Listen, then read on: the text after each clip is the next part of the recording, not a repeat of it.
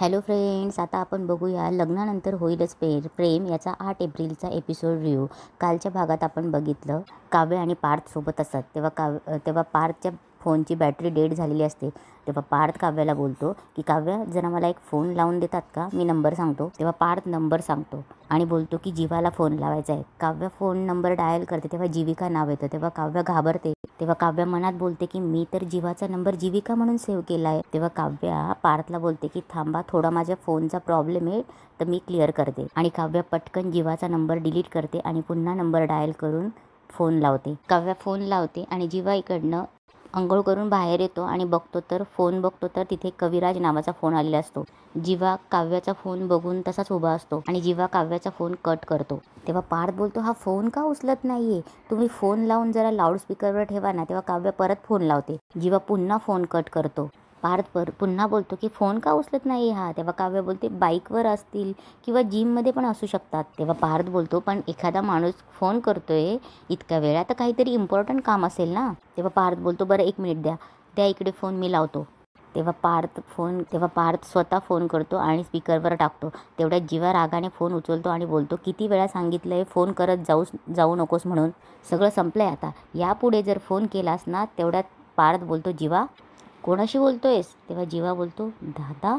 जीवा पटकन फोन बघतो, फोन तर काव्याचाच असतो. तेव्हा पार्थ बोलतो, जीवा एवढं चिडून कोणाशी बोलत होतास, सगळं संपलं, काय संपलं. तेव्हा जीवा सावरून घेतो, ते कार्डवाले सतत फोन करतायत, त्यांना सांगतोय मी की सगळं संपलंय म्हणून. सतत फोन करून सांगताय की आउटस्टँडिंग बॅलन्स बाकी आहे, तरी मी त्यांना सांगतोय की सगळं संपलंय आता. तेव्हा पार्थ बोलतो, बरं ते ठीक आहे, पण एवढं चिडून बोलत नको जाऊस रे, तब्येतीसाठी चांगलं नाही आहे तुझ्या. बरं ऐक, जहागीरदार काकांना फोन करून सांग की मला ऑफिसला यायला उशीर होईल. तेव्हा पार्थ बोलतो, माझ्या फोनची बॅटरी डेड झाली आहे म्हणून. तेवढ्यात जीवा बोलतो, म्हणून तू दुसऱ्याच्या नंबरवरून फोन केलास का. तेव्हा जीवा बोलतो, कुणाचा नंबर आहे हा, मला अननोन कॉल असं आलं. तेव्हा पार्थ बोलतो, काव्याचा नंबर आहे हा. लग्नात तुम्ही एवढी एकत्र तयारी केली आणि तुमच्याकडे एकमेकांचा नंबर नाही आहे. असो, आपला कॉल झाला की हा नंबर सेव्ह करून घे. तेव्हा जीवा बोलतो, हो करतो सेव्ह.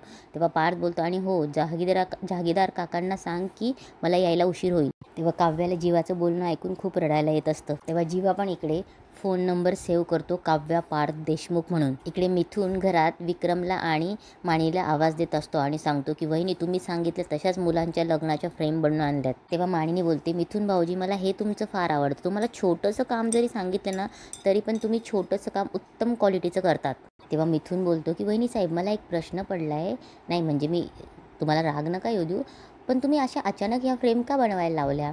नाही, या चौघांना ते लग्न मान्य नाही हे दिसतंय आपल्याला, मग अजून फ्रेम बघून राग नको यायला त्यांना. तेव्हा मानिनी बोलते, हां आपण सगळे काही नाराज होणार नाही, नंदिनीला आवडेल हे, पार्थला बरं वाटेल, जीवाला आवडणार नाही तरी तो काही बोलणार नाही.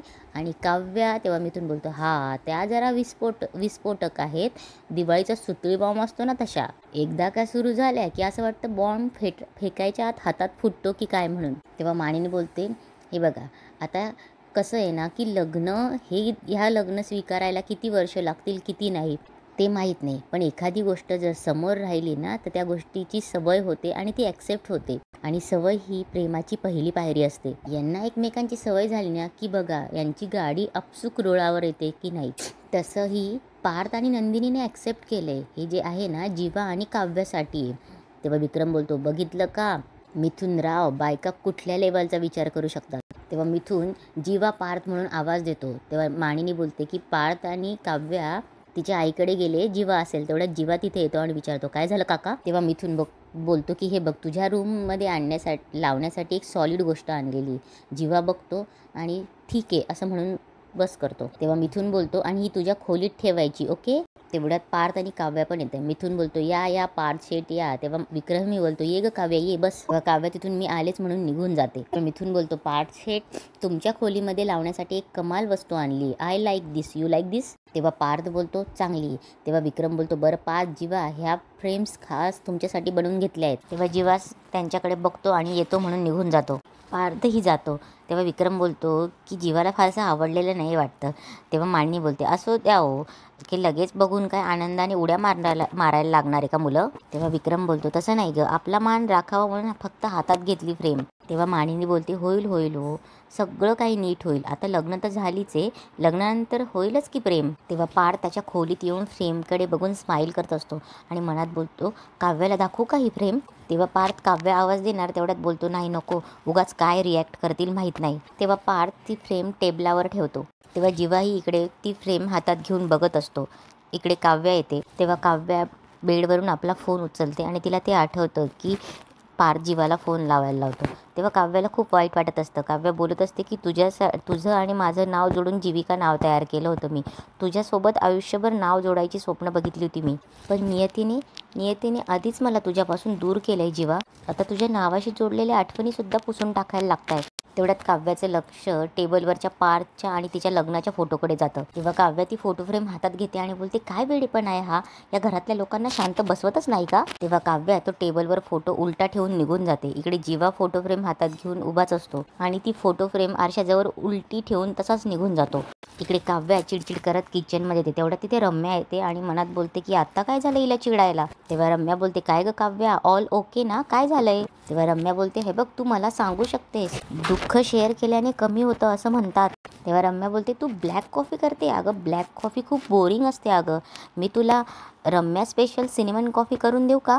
पार्थला माझ्या हातची सिनेमन कॉफी खूप आवडते, देऊ. तेव्हा रम्या बोलते की सांग काय झालंय, हा एवढा राग कशामुळे आलाय तुला. तेव्हा रम्या बोलते की तुझी काळजी वाटली म्हणून विचारते मी. हे बघ रम्या, हे बघ काव्या, आपल्या वयामध्ये एवढं अंतर नाही अगं, त्यामुळे तू तुझे प्रॉब्लेम तुझी टेन्शन्स मला शेअर करू शकते. मला तुझी मोठी बहीण समज हवं तर. तेव्हा काव्या चिडते आणि बोलते का समजू मी तुला माझी मोठी बहीण, काय गरज आहे. हे बघ रम्या, जी नाती एक्झिस्टच करत नाही ना ती नाती जोडायला येऊ नको तू माझ्याकडे. आणि आहे मला एक मोठी बहीण आणि ती पण लाखात एक आहे आणि तुझ्यापेक्षा 10 पटीने चांगली आहे. आणि तू ही खोटी काळजी करणं बंद कर जरा. आणि तुझी काळजी पण या ब्लॅक कॉफीसारखी आहे रम्या, बेचव. तेव्हा काव्या कॉफीचं पातेल्याला तसाच हात लावते आणि तिला चटका बसते. तेव्हा रम्या बोलते काव्या भाजलं, थांब मी बर्फ आणते तुझ्यासाठी. तेव्हा काव्या बोलते काही गरज नाही ग, तू जा. तेवढ्यात काव्याचा फोन वाजत असतो. रम्या फोन हातात उचलते आणि बोलते काव्या तुझा फोन वाजतोय. तेव्हा काव्या बोलते दे ग.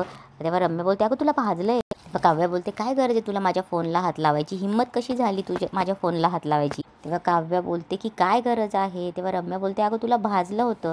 तेव्हा काव्या बोलते काही गरज नाही मला मेहरबानी दाखवायची, माझ्यापासनं आणि माझ्या फोनपासनं लांब राहायचं. लास्ट वॉर्निंग देते हा रम्या, माझ्या फोनला हात लावायचा नाही. तेव्हा काव्या रागात तिथून कॉफी घेऊन निघून जाते. तेव्हा रम्या बोलते काही बिंडो की काही, फोनवरनं एवढा तमाशा केला, साधा फोन तर हातात घेतला होता. तेव्हा रम्या बोलते इतकं चिडावं असं काही आहे का हिच्या फोनमध्ये. तेव्हा नंदिनी आनंद निवासमधून घरी येते.